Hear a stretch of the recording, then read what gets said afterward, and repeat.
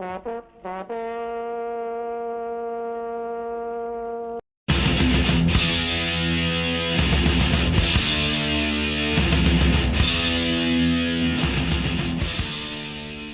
everyone, Mr. Moomaw here again, welcoming you back for another exciting tour through American history. Hello, Ms. Hahn and Ms. McCall. Hello, all you students. I hope things are well for you. I heard about the hurricane. Things weren't so bad up here. I hope that all of you made it through okay and that everything's okay with you and your personal lives as well as the school. All right, so without further ado, let's get into it. Now, last time we talked about Great Awakening. We talked about the First Great Awakening. We talked about First Great Awakening paired with the French and Indian War and how the First Great Awakening and the French and Indian War were both very formative events of the American character. The Second Great Awakening is just as important, and in fact takes place over a much wider area.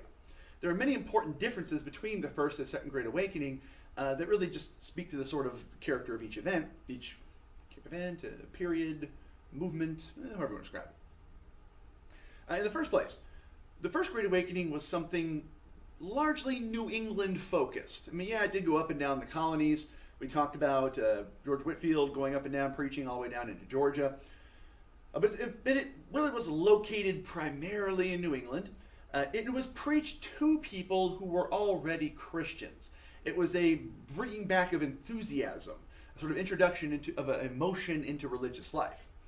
The Second Great Awakening has a much wider scope, and the Second Great Awakening is about reaching out to people who maybe weren't even involved in church to begin with. The Second Great Awakening features true missionaries, people out there winning souls for God. The other thing that differentiates the Second Great Awakening and the First Great Awakening is that in the Second Great Awakening, you're going to see religious movements splinter off really from what a lot of people would even recognize as Christianity. You see a whole bunch of homegrown American religious movements, some of which evolve into mainstream religions that are religious movements that are around today. Others sort of wither and die off, but it is a very creative period in American religious life. So, to begin with, that's the First Great Awakening.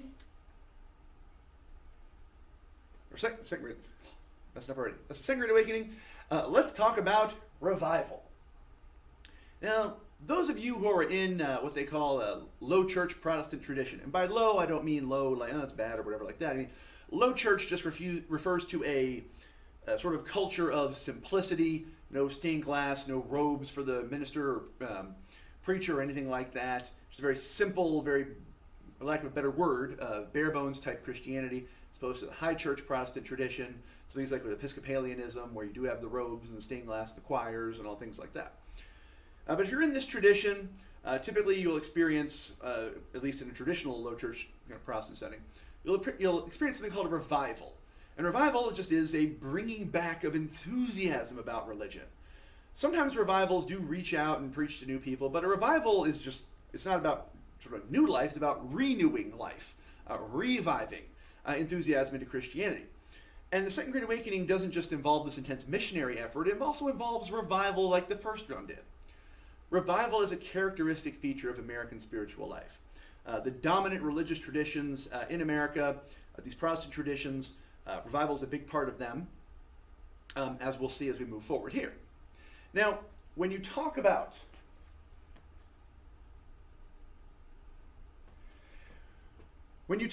the Second Great Awakening in terms of how it starts and everything like that, one thing to bear in mind is that the Second Great Awakening it takes place in many ways in response to the Enlightenment. This idea of a revival corresponds with this feeling that a lot of people have that religious enthusiasm has slackened during this Enlightenment rationalistic period. And a lot of people will point to the events of the French Revolution and say, aha, look what happens. You get rid of Christianity, you try to bring in this cult of reason, and it's a bloodbath, and it's war. That's bad. You see where the Enlightenment's going to go, and that's not what we want. So with the Second Great Awakening comes a revival of religious enthusiasms in reaction to that. And you see this both in these low church and high church Protestant traditions, but especially among these low church traditions. Here you see, for example, Enlightenment cartoon, by the way. You'll be able to see all this with the PowerPoint slide that I'm going to send along with this. Here is the King of France Here's a bishop, a Catholic bishop. Here's a government official. And they're all riding on the back of this poor peasant who's chained up and staggering. The idea being that the church is basically just a leash on the public, and it just serves to rip people off. It's very characteristic of Enlightenment thinking. We saw, you talk about the Enlightenment, talk about people like Voltaire and Diderot, who, if they're not atheists, they are definitely questioning the value of Christianity in public life. Enlightenment, or Second Great Awakening, though, is going to be a rejection of this. And it is sort of, in its own way, a reinvigoration of emotionalism. One thing you see going on also with the end of the Enlightenment is romanticism, this new cult of sensibility, of sensitivity, of emotion, of feeling, that sort of thing, that replaces this kind of cold, mechanical intellectualism that a lot of people associate with the Enlightenment. Now, the main denominations associated with the Second Great Awakening are the Baptists and the Methodists. Each one of them is important. Now, the Methodists, in the first place, we talked about them very briefly before. We talked about John and Charles Wesley. We talked about the founders, they founded Methodism. We talked about George Whitefield, an early Methodist preacher. By the time we reach the Methodists here in the early 1800s, the Methodists have broken from the Church of England and have formed their own, essentially their own denomination with their own bishops and everything like that. The Methodists are very keen to spread the gospel. And to that end, they send out people, circuit riders, who ride around the frontier preaching the gospel. These Methodist circuit riders, they'll show up in town, they'll put up a tent, advertise word of mouth, people come in from the countryside, if for no other reason than to see the spectacle. And of course, girls and boys meet together and hang out. People who did not like the revival, the Second Great Awakening revivals and all this other stuff would say, I remember one guy, Paul Johnson's quoted as saying, more souls are begotten at these meetings than saved. In other words, boys and girls get together and, right? You get the idea. But anyway, Methodism, like I said, they're very eager to spread, move around, they go out to the frontier. And these Methodist circuit riders do a really important job, they do a lot of very important work, I should say, in the South, spreading the gospel. And in the South is key. Remember this, the South, at this point, is considered the irreligious part of America.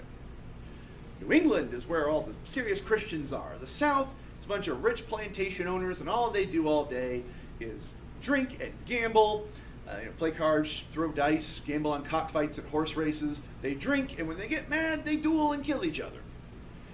That's kind of how the stereotype of the Southerner during this period. A little better than a barbarian. I mean, the Indians on the frontier, some people would say, are better behaved than these guys. It's typical prejudice they would have against them.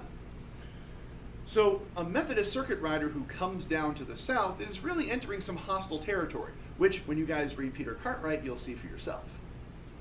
Now, the other big denomination that comes in during this period are the Baptists. Now, the Baptists aren't like the Methodists, sort of one big organization. There are a lot of different Baptists, as there are to this day. I mean, you drive down the street, I want to go to the Baptist church. Which one? Hardshell Baptist, Free Will Baptist, Primitive Baptist, Southern Baptist. There's lots and lots of different kinds of Baptists. What unites Baptists is not a common ecclesiastical structure. In other words, they're not all part of the same church. Baptists are believers in adult baptism. Characteristic of the Baptist denomination is this idea that you have to freely make a choice as an adult to become part of the church, and so they baptize adults. Whereas in most other denominations, it's very common to baptize infants, sort of bring them into the church from the very hour of their birth, essentially. As you can see, some denominations grow, others don't. There's Methodists, they grow way up. And Baptists, they get the second biggest growth in people. There's Congregationalists, that old Puritan movement, it stays pretty steady. So Puritanism as a movement, the Congregationalist church is kind of on the wane at this point. We're going to actually talk about how they change here in a minute. And Baptists and Methodists are really the hot new thing.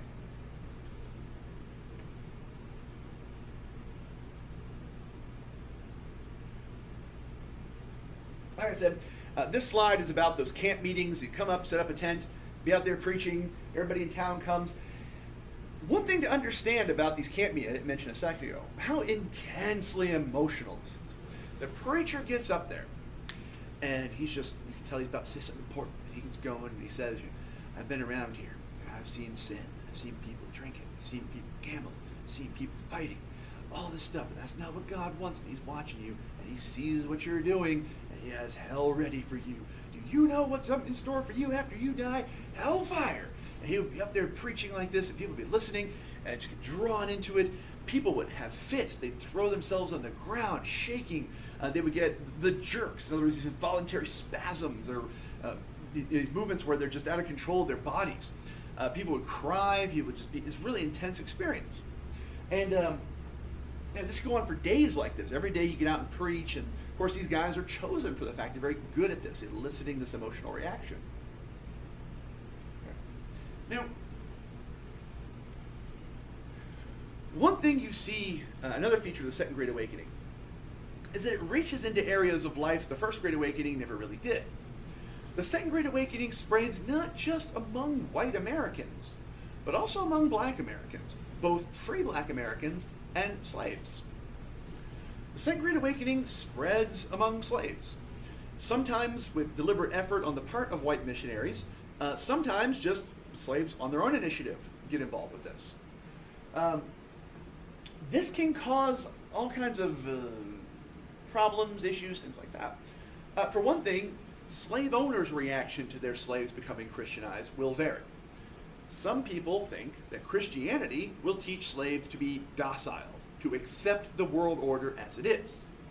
In other words, you read the Bible, you see Paul saying very clearly, slaves, obey your masters, don't rock the boat on that. So you say, great, they'll read this and they'll be happy being slaves.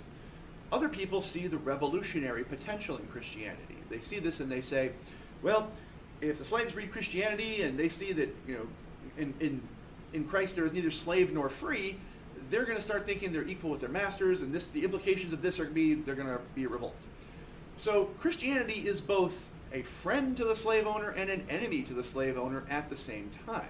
Slavery is never seen unambiguously as anti or pro-slavery. People have all kinds of different views of it in that regard. And of course, people will interpret the Bible to support both positions. In any case, Christianity, while it spreads, encourages a limited degree of interracial mixing, but not a whole lot. For the most part, when slaves are converted or free black men are converted, they typically face the same kind of social apartness that you experience in any other area of life. For example, black men who convert to Christianity are not allowed to become priests or preachers in white churches. And of course, if you're an educated man, you've gone through this theological training, you've learned your Latin and Greek and everything like that, it's pretty offensive to you to just be told, oh, you're black, so you can't be a Methodist priest. So what do? Well, you break away and form your own church.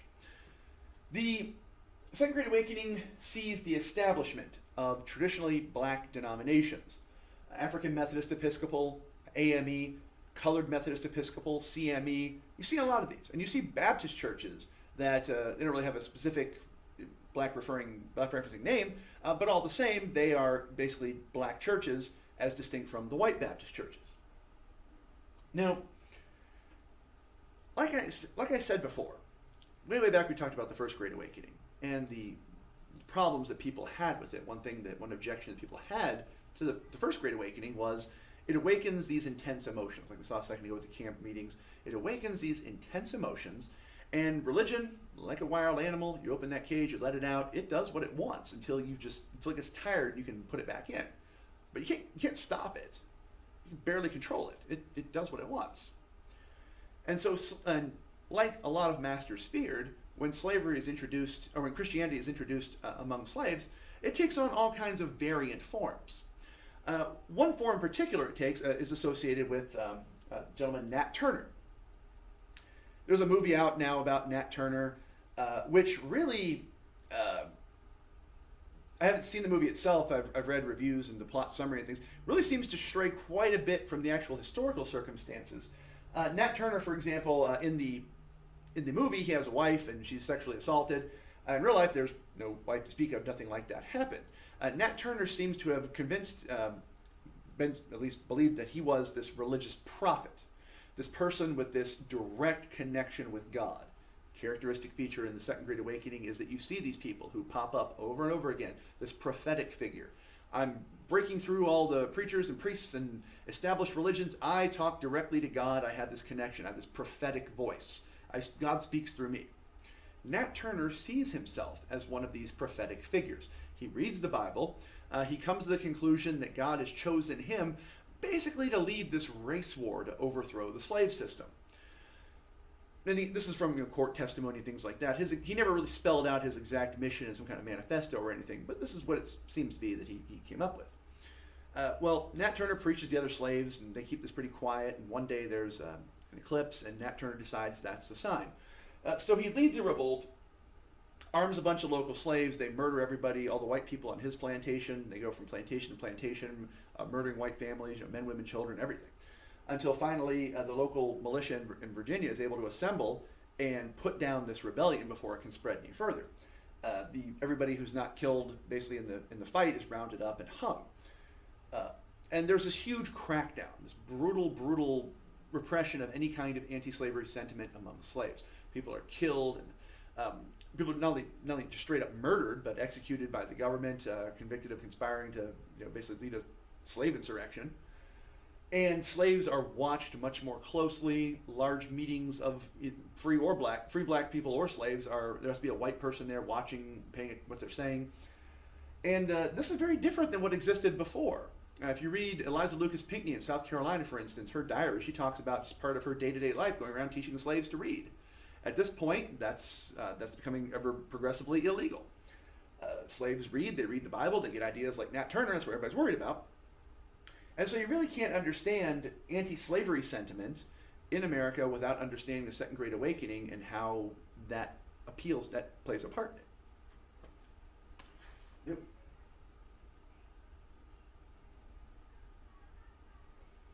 Yep. Nat Turner is one manifestation of this prophetic idea as it applies to slaves.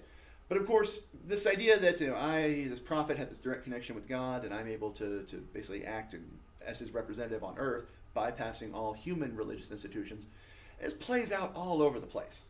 There are people, for example, like the Shakers, led by Mother Ann. Mother Ann, a woman, claims that she is the voice of God, and she sets up a community of believers and Shaker doctrines basically involve this idea of absolute pacifism, absolute equality, absolute celibacy.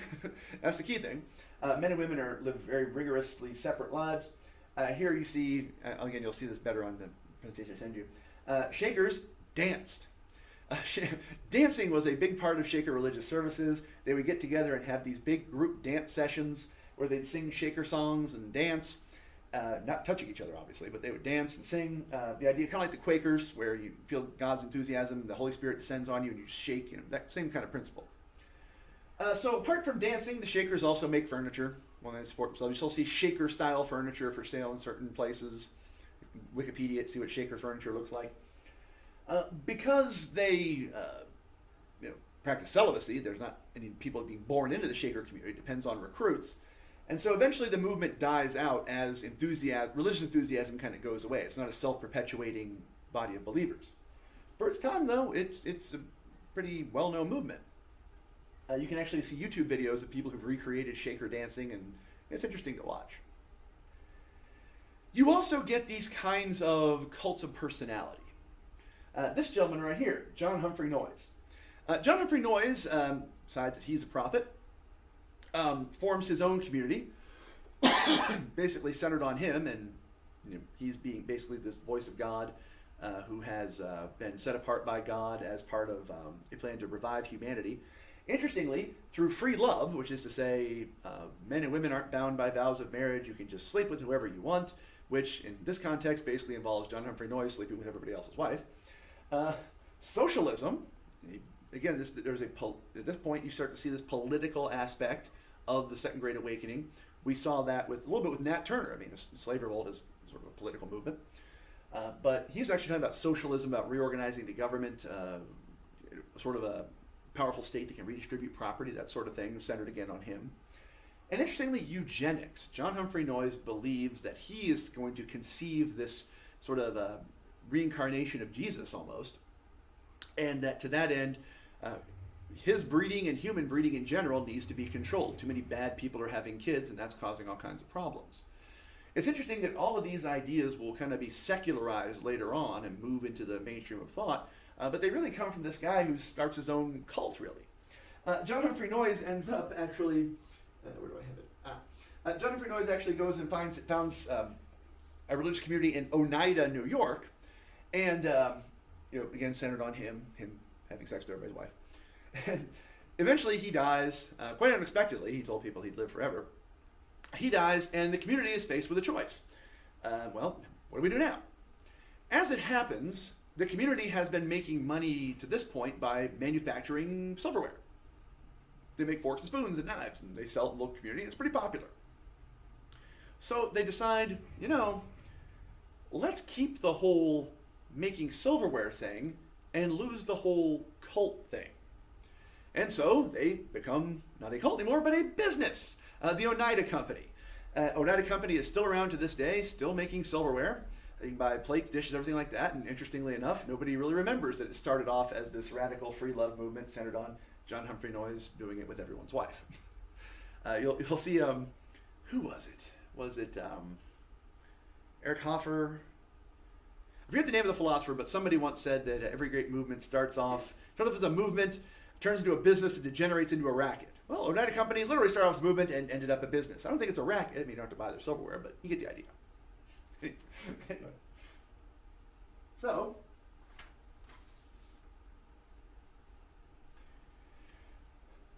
within mainstream movements, there's changes happening there as well. One thing that you see that's particularly important for later on with those Congregationalists, those Puritans, is that Puritanism evolves relatively quickly into something called Unitarianism. Unitarianism is this kind of rationalized Christianity. This Christianity that removes core doctrines as being very essential. It doesn't matter to a Unitarian if you believe in the Trinity or the virgin birth or anything like that. It's Christianity reduced really to these kinds of ethical guidelines. In a way, and there's entire books written about Unitarianism and its implications in American history, but to make it very simple, you can think of this as a way of reacting to all these religious controversies that kept popping up among the Puritans. Remember we had Anne Hutchinson, remember we had Roger Williams. Over and over again, you see these people who just break away over this or that point of doctrine.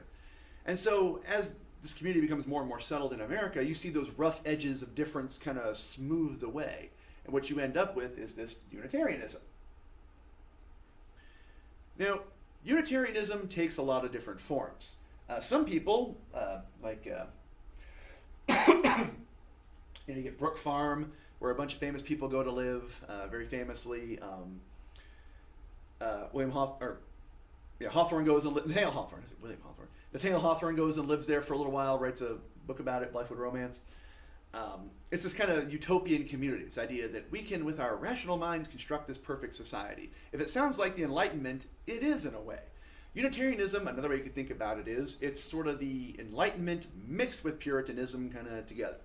Of course, she made the idea that the Enlightenment kind of, the French Revolution, that whole spirit kind of comes out of Calvinism anyway, but that's getting a little broader than I want to get to here. So, Unitarianism is denuded of all these very complex doctrines. What's left? Well, this idea of Christianity as a reform movement. This idea of Christianity as good works, as making society a better place, as improving the world in the here and now. This idea of a progressive Christianity. This is something we saw when we talked about the Enlightenment, this idea of progress. Unitarianism is sort of Christianity welded together with this Enlightenment idea of progress, this kind of progressive Christianity. Now,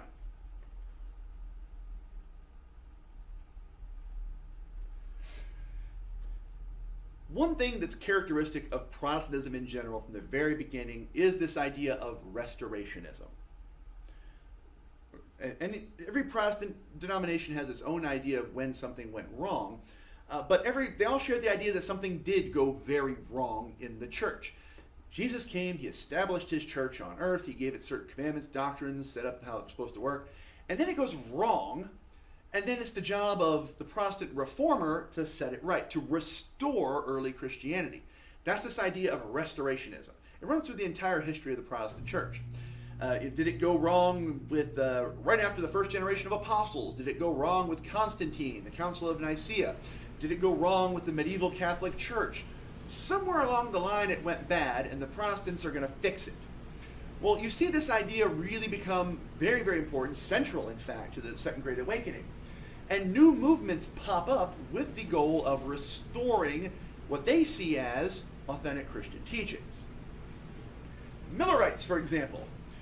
William Miller is a self-taught religious scholar. He is one of these prophetic figures, and he studies the Bible, especially the books of Daniel and the book of Revelations. And he does some calculations in his head, and he comes to the conclusion that the world is going to end very, very shortly. So naturally, this attracts everybody's attention.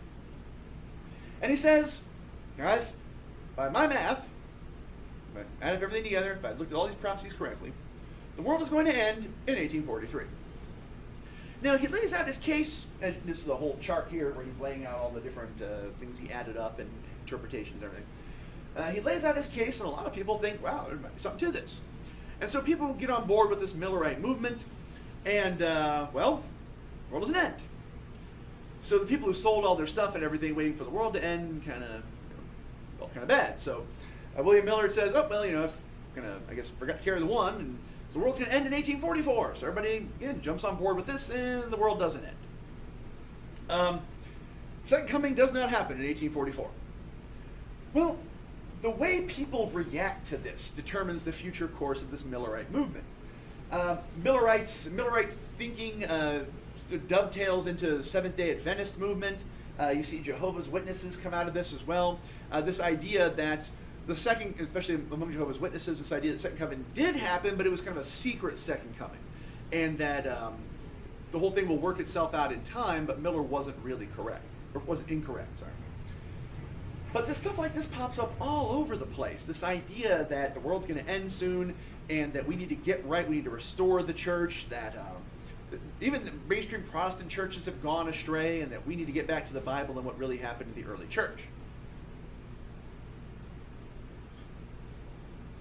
Now, by far the most successful of these Second Great Awakening movements is the Church of Latter-day Saints, Mormons. Now, to understand the Mormons, you have to understand something called the Burned Over District. The Burned Over District is a region of upstate New York, Vermont, where you see religious movements pop up all over the place. The intensity of the Second Great Awakening is most strongly felt in this area. And so you see revival after revival, hence the Burned Over District. The fires of revival have spread all over this place over and over again. And it's a fertile ground for these new religious movements to pop up. And into this Burned Over District, into this realm of intense religious ferment, comes Joseph Smith. Now, of course, Joseph Smith, his career is very controversial. He has people who really think he's a negative sort of figure in American history. Of course, you have people, millions and millions of people who revere him as a religious prophet, who have a completely different view of him. So, as I tell you about Joseph Smith, I'm trying to sort of keep a neutral course, trying to tell the facts as I know them, what I can demonstrate historically, and that's basically what I'm sticking to. Again, when you talk about religion and history, I'm not trying to convert anybody to anything, just kind of laying it out. Now, or deconvert you or anything like that. Joseph Smith, from Vermont, goes into upstate New York, and as a young man, is very interested in religious things, thinks a lot about religious ideas. You see this is a common type among religious prophets. From a young age, they're just very fixated on ultimate questions that a lot of young people obviously don't care very much about. I mean, most of you guys probably don't sit around and wonder about the meaning of life all the time. Joseph Smith does. And to make a very complicated story very, very short, and to avoid any kind of controversy, as much as I can anyway, Joseph Smith claims to have been visited by an angel named Moroni. And Moroni tells him that Moroni is the last representative of a group of Israelites who left ancient Israel when the Babylonians sacked it. They came to America and set up a civilization. And then there were two groups of people, one good, one bad. The bad group wiped out the good group, and then they died off, and what didn't die off became the Indians. And Moroni is now coming to tell Joseph Smith that he is the authentic representative of Christianity on earth at this point. And he reveals where to get these golden tablets, where are written the true doctrines of Christianity. Joseph Smith gets a hold of these documents. He translates them with the aid of seer stones. These stones allow him to decipher this text that's written in otherwise unknowable language. And from this, Joseph Smith produces the Book of Mormon. And the Book of Mormon purports to be a sort of third testament of the Bible, narrating the history, basically, of these people who came over, these Israelites who came over and settled into America. Now, Joseph Smith goes out and preaches this and meets with some success and some disapproval. Some people jump right on board with his movement, others reject it. Joseph Smith moves from place to place. He moves west out to Independence, Missouri, and later on into Illinois, and attracts controversy everywhere he goes. One of the reasons he attracts controversy is that Joseph Smith and the Mormon leaders begin to practice polygamy. They assemble, basically they get a bunch of wives. And this is seen as a real affront to traditional Christian ideas about one man, one woman. Joseph Smith also begins to develop this kind of sort of hostility. People are hostile to him, he gets hostile back. And a lot of people feel threatened by this Mormon movement. There are so many of these people, they're so close-knit. When they move into an area, they can really dominate politics and the local economy and everything. Well, Joseph Smith ends up getting arrested after a series of back and forth violent episodes. He ends up getting arrested, and while he's arrested, a mob breaks into the jail and basically lynches him. They shoot him, he falls out a window. So Joseph Smith has died, but his movement lived on. His top lieutenant who succeeds him, a guy named Brigham Young, ends up marching the whole Mormon community, except for a few that stayed in Independence, or Kirkland, Missouri, I guess. They march and go right out west. And they go out west to a place where nobody wants to settle, the region around Salt Lake in Utah, and they make Salt Lake City. For most of the history of the Utah Territory, it's basically a theocracy run by the Mormon Church. And it's not until Utah is up for statehood that it ends up, the Mormon hierarchy abandons polygamy. While there are some Mormons who still practice it, they are outside of the mainstream Mormon Church. So understand, the mainstream Mormon Church at this point disavows polygamy. There are people, fundamentalist Latter-day Saints, FLDS, who do say that this is the authentic teaching and the other church has gone astray. So of all these Second Great Awakening movements, this is by far successful. Mormonism is a worldwide movement with millions and millions of people. Mormons have successfully entered every area of American life.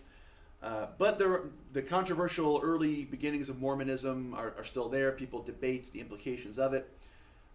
But it is interesting. One thing you do see about Mormonism, one of the things I think that makes it very attractive at this point in history, is that it lends itself very well to this intense American nationalism. This is an age when America is expanding, people are very confident in America, and Mormonism, through the Book of Mormon, ties America into the biblical narrative. After all, the rest of the Bible doesn't mention North or South America or anything in the New World because, as far as people over there were concerned, there were 3 continents, Europe, Asia, and Africa. With the Book of Mormon, you see now America, by way of these Israelites who came over, America becomes part of that whole story of God's plan and salvation for the Israelites. It also answers the question of who the Indians were. Well, they're the lost tribe of Israel, as people tended to think back then. That's Mormonism. When I see you guys, if you have any questions specifically about it, we'll talk about it a little bit, but that's basically the story of Joseph Smith as far as history goes in a 5-minute speech.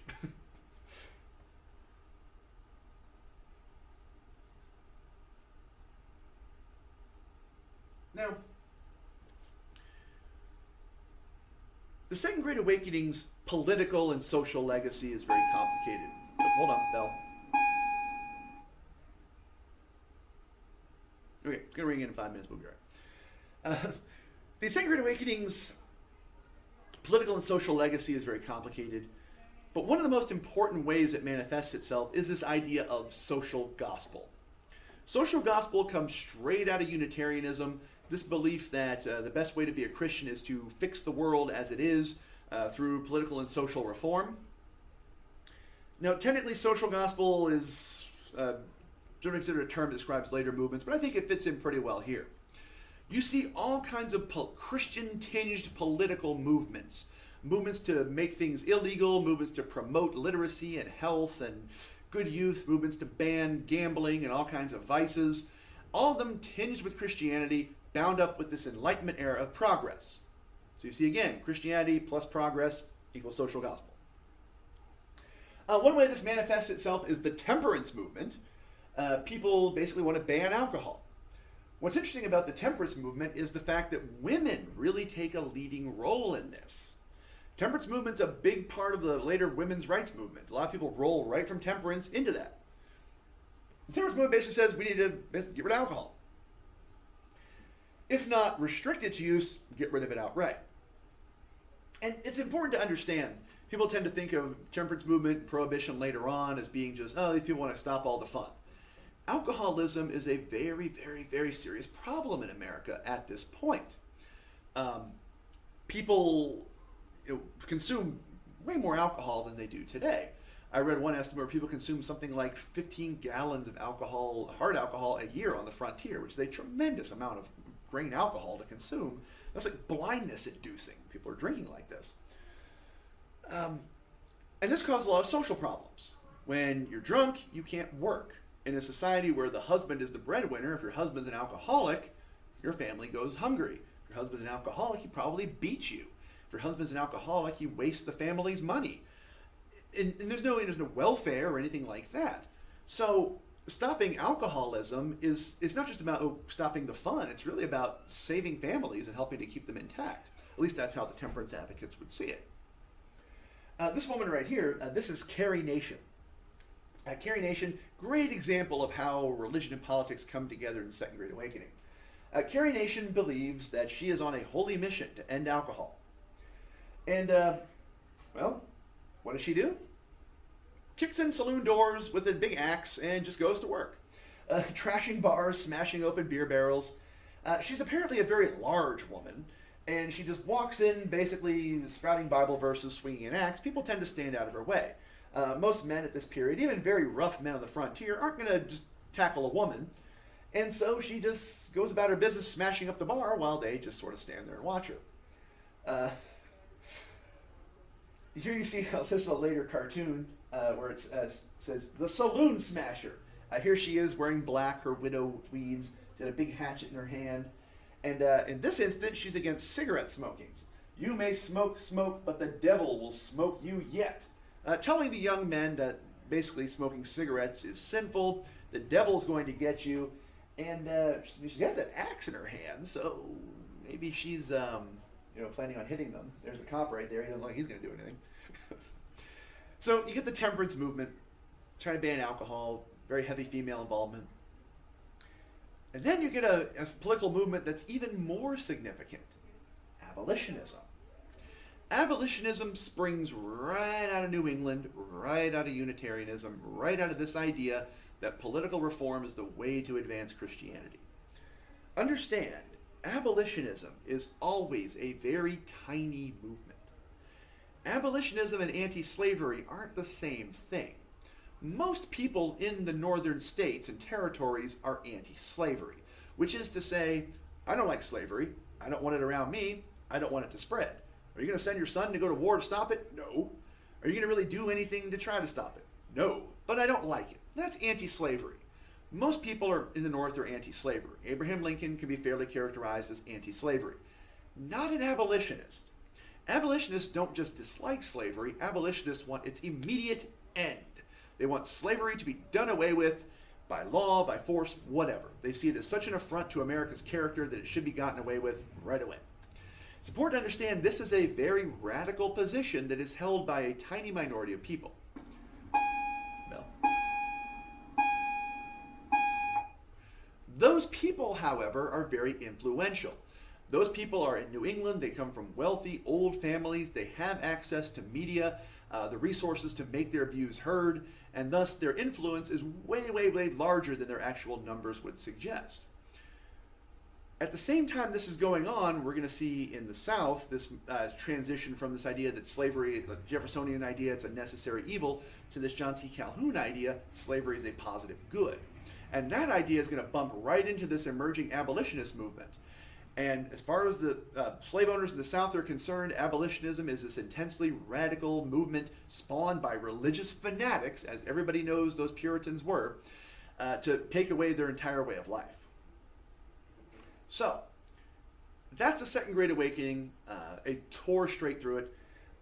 Second Great Awakening is absolutely fascinating. If you get a chance to read a book about it, there are many good ones on the market. On Amazon, when I took American Religious History, we talked about it at great length, and it's just absolutely fascinating. One of the most fascinating things I think we've talked about so far. So if you get a chance, do that. I want to thank you all for watching. I want to thank Ms. Hahn and Ms. McCall very much for all the hard work they do, and all of you for watching and paying attention and for being such great students. I hope to see you all again very, very soon. I'm especially eager to get down to see how things have mended themselves since the flood and everything, and to see you all again. I always have a good time when I come down. So, it's Mr. Muma saying goodbye, and have fun and keep learning.